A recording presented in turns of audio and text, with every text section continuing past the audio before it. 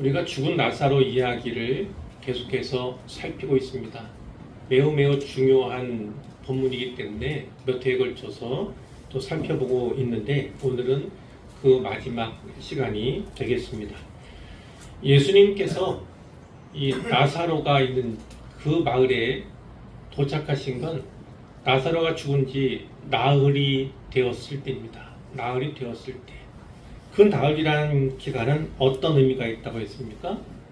이제는 인간적인 기대가 완전히 무너진 때입니다.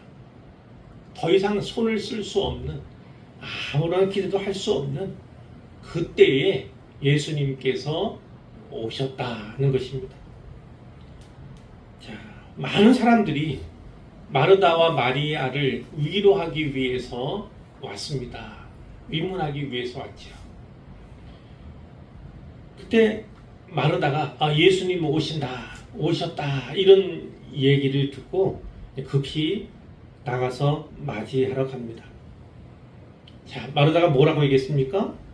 주께서 여기 계셨더라면, 주께서 여기 계셨더라면 어떤 의미겠습니까? 조금 일찍 오셨다 하면 그러면 오빠가 죽지 않았을 겁니다. 이렇게 얘기합니다.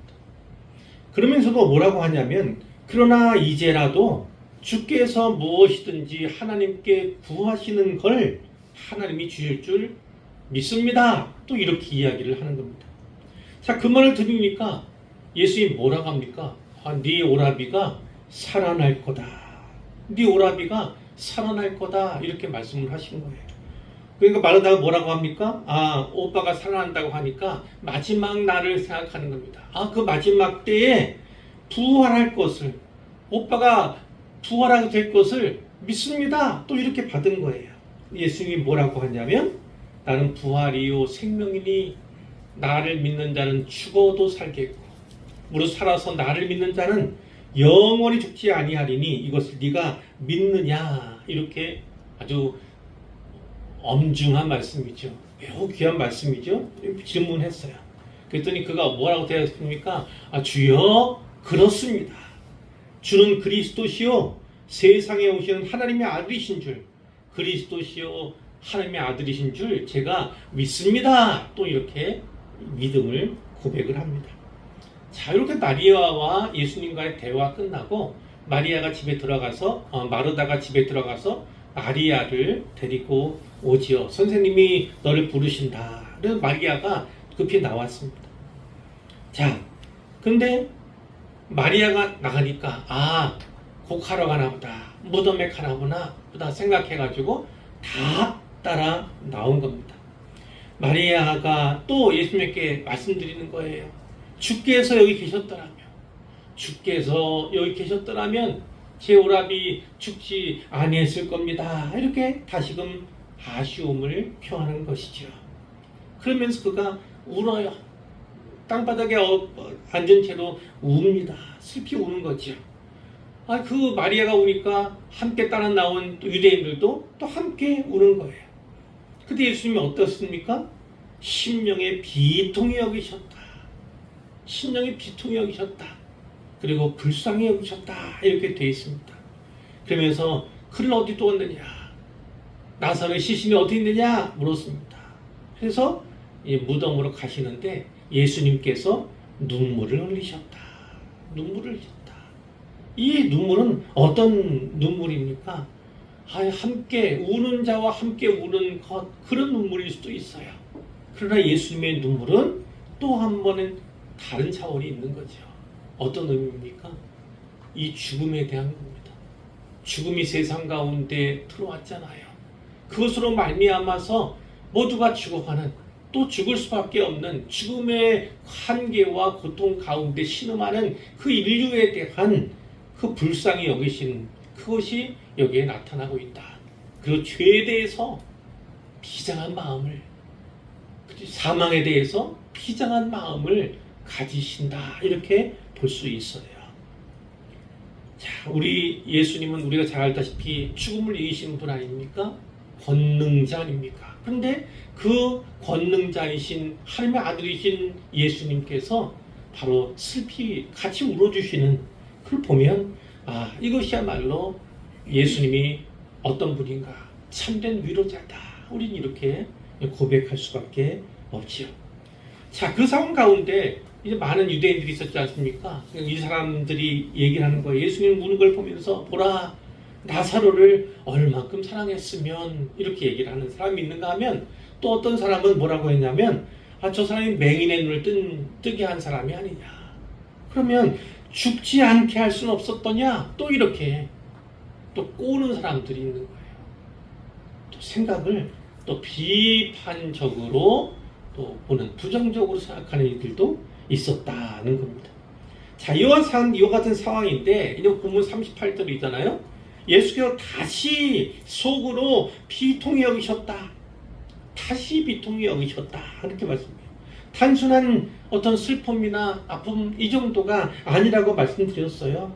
죄로 인해서 세상에 들어온 죽음과 그 사망 권세에 대한 분노였다.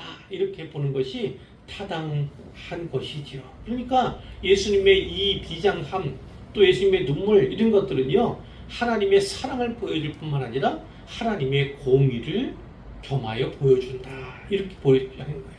그 하나님의 사랑 때문에 예수님께서 그 하나님의 공의를 또 붙잡으시는 거예요. 그 공의의 길로 이제 단단하게 십자가의 길로 나가실 수 있는 거다. 이렇게 우리는 해석할 수가 있는 거예요. 사람들은 죽는 거, 오늘 우리도 그렇죠. 한 번 죽는 것은 정해진 이치니 성경에 나와 있어요. 그럼 예수님은 다르다고요. 예수님은 창조주시잖아요. 그분이 창조하셨을 때, 아담을 만드시고 하와를 지으셨을 때 그들을 죽는 존재로 지으신 것이 아니에요. 그런데 인류는 원죄로 말미암아 죽을 수밖에 없게 되었고, 모든 사람이 아담의 유전을 따라서 죽을 수밖에 없는 거예요. 죄의 길로 가다가 결국 멸망할 수밖에 없는 거잖아요. 그러니까 하나님의 처음 뜻과는 달라진 겁니다. 그러니까 죽음은 그냥 보통 일반적으로 여상이 생각해야 될 것이 아니고, 특히 예수님 편에서는 그것은 어찌하든지 꺾어야 하는, 그 권세를 물리쳐야 하는, 다시 정상으로 돌려야 하는 그런 임무가 예수님께 있었다는 것을 우리가 알게 되는 거죠. 자, 그때 무덤이 구리에 굴을 파서 무덤을 썼어요. 그 사람들은. 그리고 그 앞에 큰 돌을 불려서 막아놓은 그 상태입니다.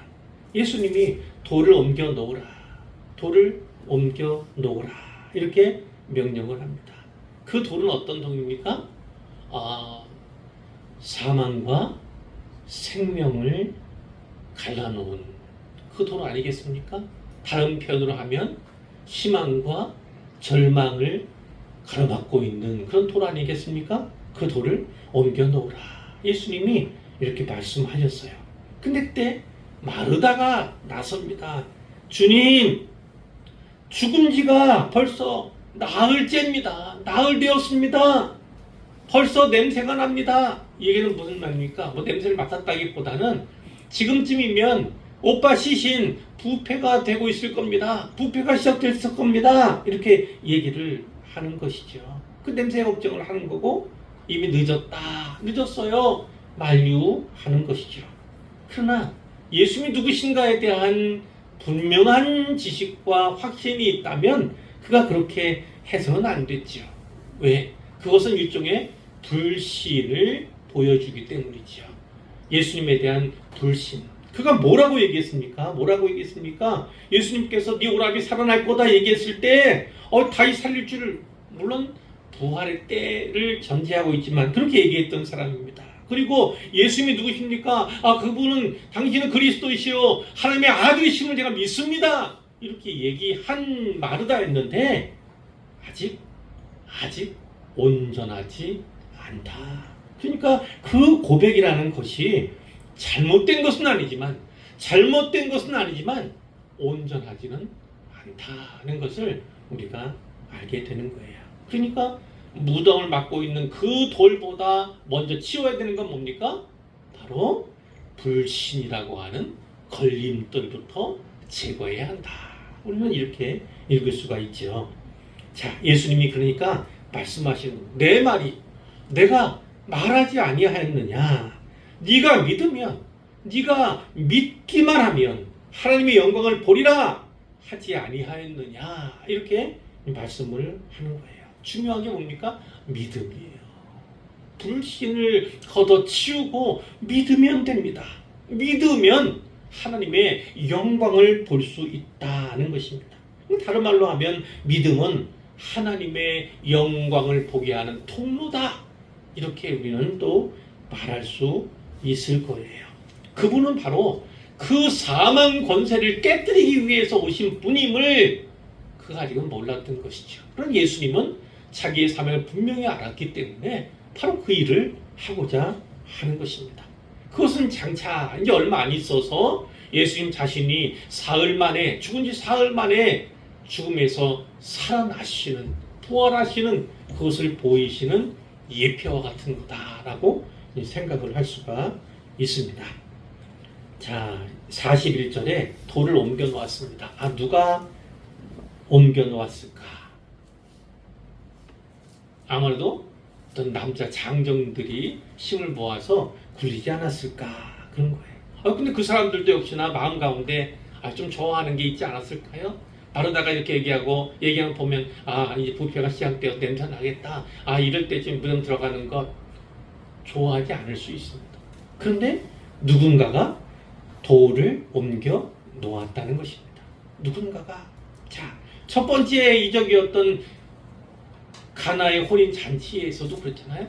예수님께서 어떻게 했어요? 항아리, 그 많은 항아리에다가 물을 담아 놓으라 했더니 가득가득 넘치기 일보 직전까지 다 채웠던 그런 순종했던 사람들이 있지 않았습니까? 하인들이 있지 않았습니까? 그와 같이 돌을 옮겨 놓으라고 하는 예수님의 말씀에 순종한 누군가가 있었다는 거죠. 그게 사실은 중요합니다. 하인인지도 모르고 누군지 모르지만 그렇게 하나님의 일에 또 동역하는 그런 사람들이 사실은 많이 필요한 거죠. 필요한 거예요. 예수님께서 눈을 들어 우러러 보시고, 그러니까 하나님이 기도했다는 거죠. 아버지여, 내 말을 들으신 것을 감사합니다. 내 말을 들으신 것, 예수님이 이미 기도하셨다는 걸 전제하는 거잖아요. 그런데 사실 원문에는 여기에 내 말 이런 단어가 없어요. 말, 이 단어가 없습니다.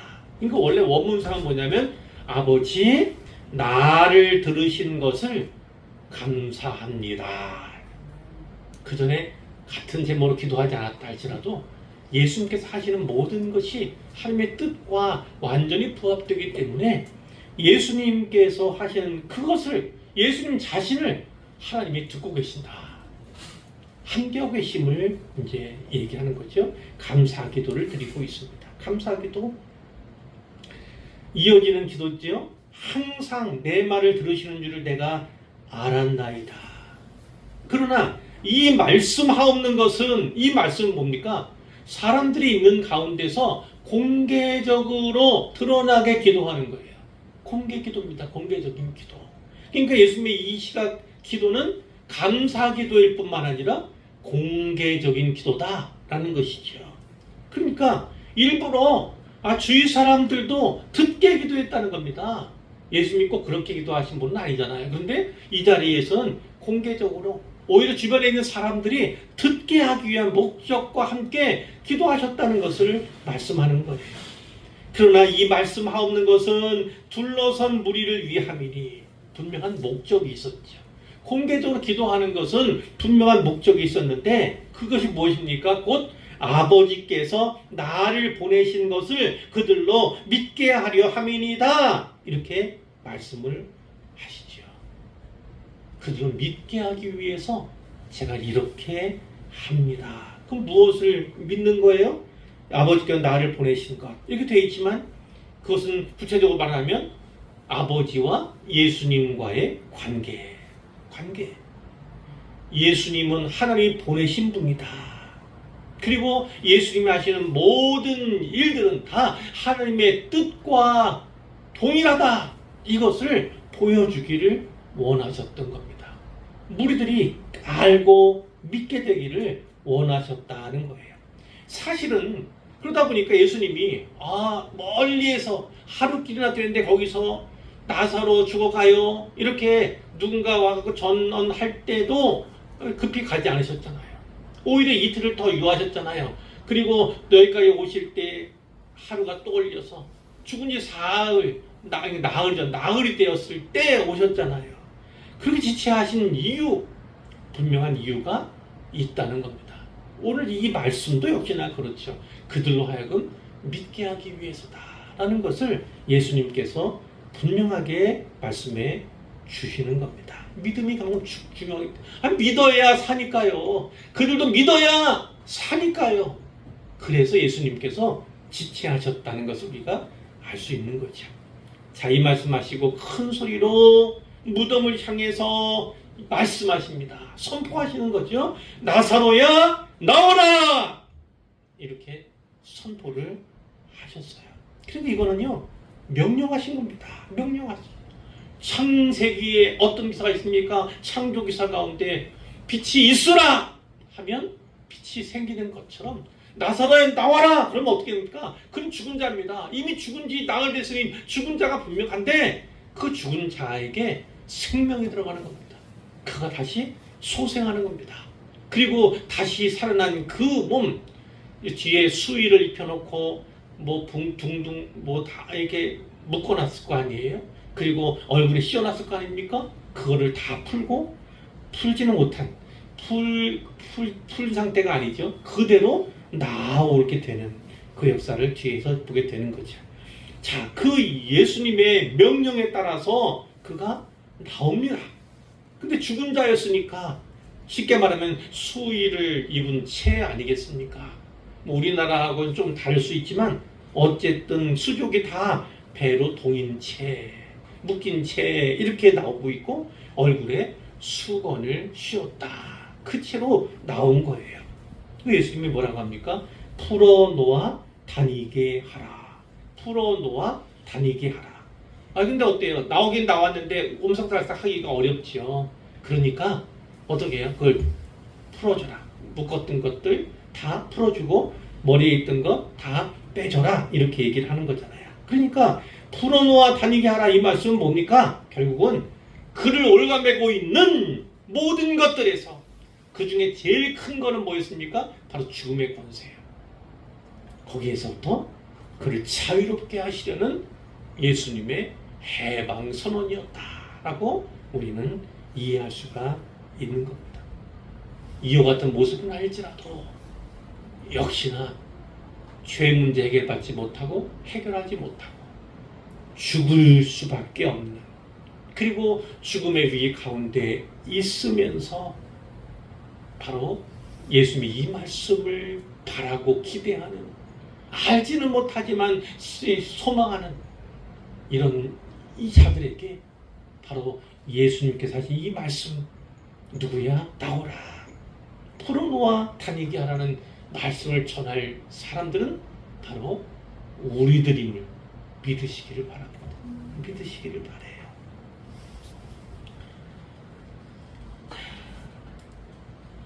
(45절에) 보니까요,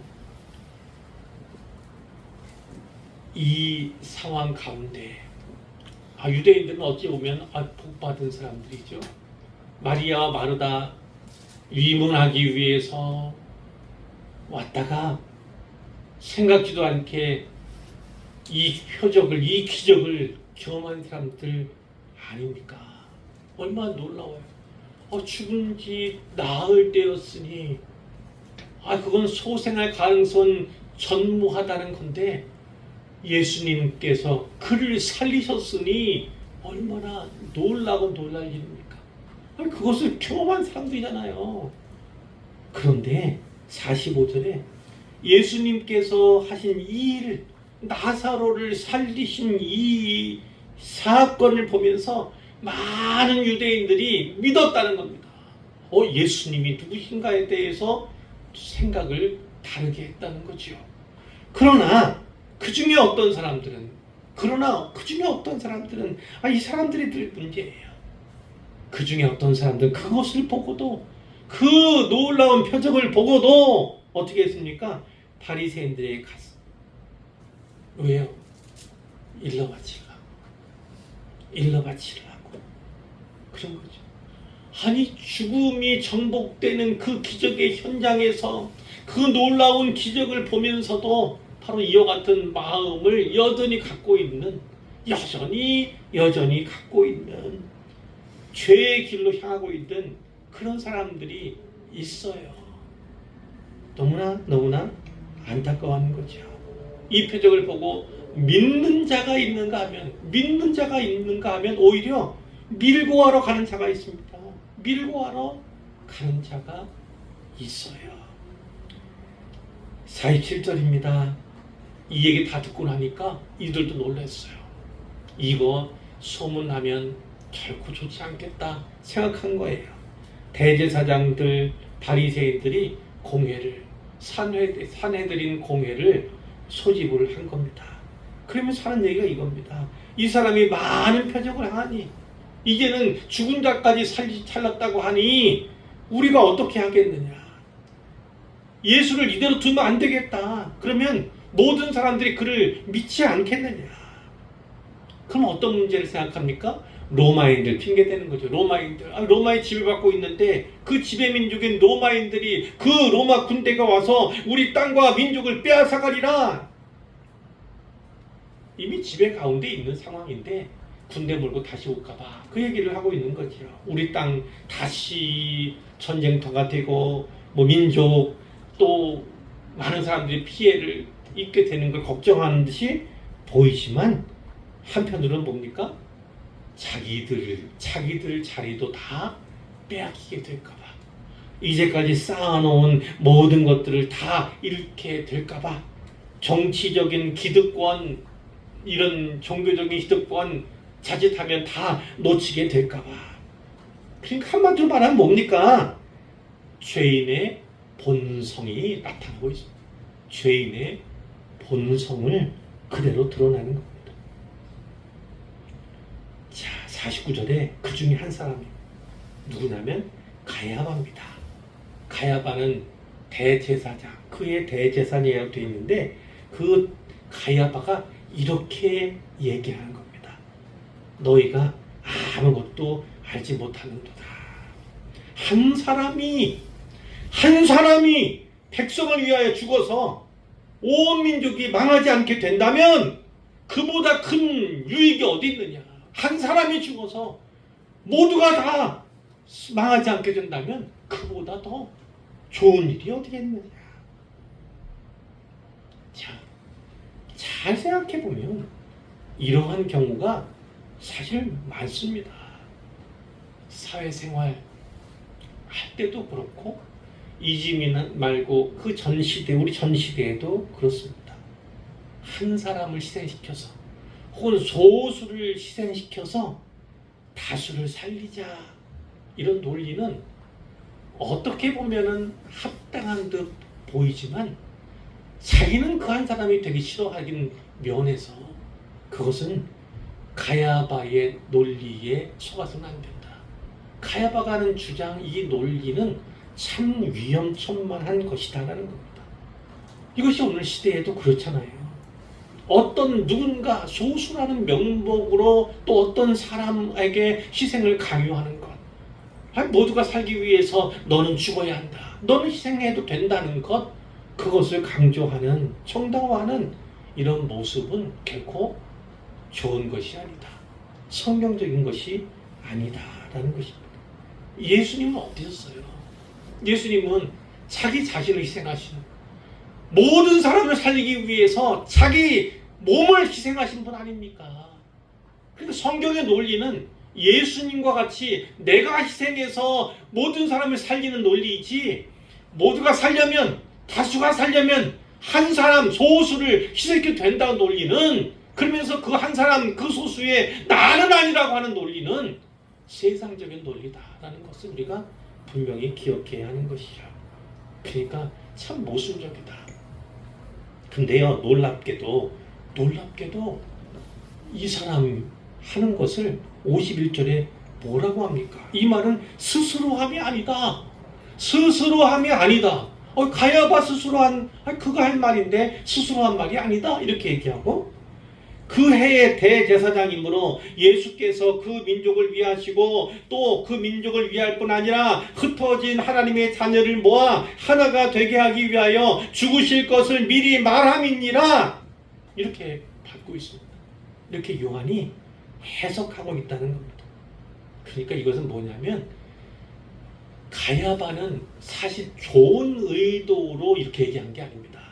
예수를 희생시켜서 다 살자, 민족을 구원하자, 우리의 안전을 보장받자, 이 얘기를 하고 있는 거라니까요. 그런데 사실 하나님께서 그 계획을 갖고 있었던 거잖아요. 예수님이 바로 그 계획을 실행하기 위해서, 이루시기 위해서 오신 거잖아요. 이제 몇 장 가면 예수님 십자가 짓는 바로 그 일을 위해서 오신 것 아닙니까? 그러니까 가야바는 자기 자신의 죄의 논리, 세상적인 논리로 이야기한 것뿐인데 바로 그것이 하나님의 계획이었다. 예수님께서 이 땅에 오신 목적이었다. 예수님은 자기 자신을 희생하심으로 말미암아서 흩어진 하나님의 자녀를 모아 하나가 되게 하기 위해서 죽으실 것이다. 이렇게 분명하게 정리를 해주시는 거죠. 그러니까 이것 또한 모순인 거예요. 예수님을 희생시켜서 이스라엘 민족을 살자, 뭐 이렇게 얘기를 하는 건데 하나님 자신이 바로 십자가를 지고자 하는 그 목적 가운데 이 땅에 오셨기 때문에 그 때에 맞춰서 가고 계시는 그런 상황이기 때문에 공교롭게도 이 가야바의 이 말은 예언이 되었다는 거예요. 예언 아닌 예언이 되었다는 것입니다. 근데 그 예언이 어떻습니까? 악함 가운데 나타난 예언이에요. 자, 다음 이야기가 어떻게 이루어지나요? 이날부터 그들이 예수를 죽이려고 모의했다. 이렇게 모의했다. 54절에 그러므로 예수께서 다시 유대인 가운데 드러나게 다니지 아니하셨다. 거기를 떠나 에브람이라고 하는 빈들 가까운 곳으로 광야 쪽으로 가셨다. 이렇게 거기서 제 아들과 함께 머무셨어요. 왜 그런 겁니까? 두려워서요? 피하시려고요? 아니요. 예수님은 십자가를 향해서 하루하루를 가고 계시는데 아직 때가 되지 않았습니다. 어느 때에 돌아가시는 거예요? 6월절 어간에 돌아가시는데 6월절 절기가 아직 오지 않았어요. 자, 그런데 55절에 보니까 6월절에 유대인의 6월절이 가까움에 가까이. 그건 결국 뭐예요? 그 6월절이 이제 가까이 왔다. 십자가 질 그 날이 가까이 오고 있다는 것입니다. 자, 유대인들이 6월절. 이 6월절은 어떤 행사가 있습니까? 어린 양을 잡는 거잖아요. 어린 양을 잡지 않습니까? 그런데 예수님께서 바로 하나님이 택하신, 하나님이 받으실 그 6월절 어린 양으로 오신 분이라는 걸 이들은 모르고 있는 겁니다. 단지 예수님만 알고 계시고, 그래서 그때 6월절 어간으로 때를 맞추시기 위해서 지금은 유대인들을 피해서 광야 근처로 가셨다는 것입니다. 자, 55절에 6월절 전에 시골에서 예루살렘으로 올라갔더니 6월절 가까이 되니까 이제 거기 있던 곳에서 예루살렘으로 올라가신다는 거예요. 근데 이미 예수 믿는 사람들, 예수를 찾는 사람들이 있었던 겁니다. 자, 왜 찾을까요? 예수님 오시면 특히 명절마다 오시는 것 같은데 그러면 또 뭐 신기한 거, 진기한 거를 보진 않을까? 이런 기대감이 있었던 겁니다. 자, 너의 생각에는 어떠하냐? 그가 이 명절에 오지 않겠느냐? 이렇게. 근데 뒤에 뭐라고 설명되어 있어요? 누구든지 예수 있는 곳을 알거든 신고하여 잡게 하라. 이러한 명령이 이미 떨어져 있어요. 그러니까 이 예루살렘의 유대인들은 이미 그것을 다 알고 있는 상황이에요. 대제사장의 지식을요. 그러니까 진귀한 것만 아니라 뭐예요? 어찌 될까? 어찌 될까? 또 무슨 일이 일어날까? 그것을 내심 기대하는 사람들이 또 있었음을 또 우리가 보게 되는 거예요. 유월절 양을 준비하면서 예수님이 유월절 그 희생양으로 오신 분이라는 걸 이들은 까마득히 모르고 여전히 죄악된 모습을 보이고 있다. 그것을 우리가 보게 되는 거지. 자, 이 본문에서 여러 가지를 이야기할 수 있지만 가장 중요한 것은 이겁니다. 나사로의 무덤은 바로 예수님의 무덤을 예표한다는 겁니다. 나사로의 부활은 바로 예수님의 부활을 예표한다는 것입니다. 나사로는 예수님으로 말미암아 다시 살아났잖아요. 근데 예수님은 죽으셨어요. 그러면 누가 살리는 겁니까? 누가 살리는 겁니까? 자, 이런 차이는 있지만 예표라고 하는 입장에서는 같고, 그리고 예수님께서 바로 이 나사로의 죽음과 부활 그 어간 가운데서 하신 말씀, 나는 부활이요 생명이니, 이 계시의 말씀이 그들에게 들려져야 되고, 예수님이 죽으시고 예수님이 살아나시고 난 후에야 요한을 비롯한 이들이 그 말씀이 어떤 의미였는가, 예수님의 심정은 어떠했으며 예수님의 약속이 어떠한가에 대해서 더욱더 진지하게 이제 고민하게 되는 거고, 그리고 깨닫게 되는 것이죠. 자, 그 얘기가 뭡니까? 나는 부활이요 생명이니 나를 믿는 자는 죽어도 살겠고 무릇 살아서 나를 믿는 자는 영원히 죽지 아니할 것이다. 아니하지. 자, 그러면서 또 하나 기억할 건 뭡니까? 믿으면 하나님의 영광을 보게 될 줄로 믿습니다. 사망 죽음 얘기가 뭐 계속 나왔잖아요. 그건 사람이 어찌할 수 없는 한계입니다. 어찌할 수 없는. 그러나 그 사망에도 살 길을 내신 분, 사망을 꺾으시고 사망을 사망케 하시는 분, 그분이 바로 예수님이신 겁니다. 예수를 믿어야 사망 권세로부터 벗어날 수 있습니다. 그 사망은 최종적인 거잖아요. 죄로 말미암아서 죄악된 길을 가다가 결국은 죽을 수밖에 없는 것 아닙니까? 그런데 예수님께서 그 권세마저, 사망 권세마저 파하셨으니 믿는 자는 다 죽어도 다시 살게 되는, 살아서 믿으면 죽지 않게 되는 이런 능력, 그 능력이 약속됐음을 반드시 믿으시기를 바랍니다. 물론 그럴 수는 있어요. 어떤 사람이 질병으로 말미암아 죽어갑니다. 근데 이 사람이 죽을 줄라고 생각 안 하고, 또 어떤 사람은 약간 이단적인 생각을 갖고 있어서 시신을, 자기 남편의 시신을 집에다가 뭐 20일, 30일 보관했던, 진짜 부패하게 만든 뭐 그런 사건들도 생각이 나는데, 그렇습니다. 그것을 말하는 것은 아니고, 예수님께서 말씀하시는 것은 나사로의 죽음 통해서 예수님의 죽음과 부활을 바라보게 하시고, 그리고 장차 우리에게 주실 하나님의 은혜, 예수님께서 죽으시고 부활하심으로 말미암아 우리가 얻게 된, 받게 된, 누리게 된 그 은혜에 대해서 말씀을 하시는 겁니다.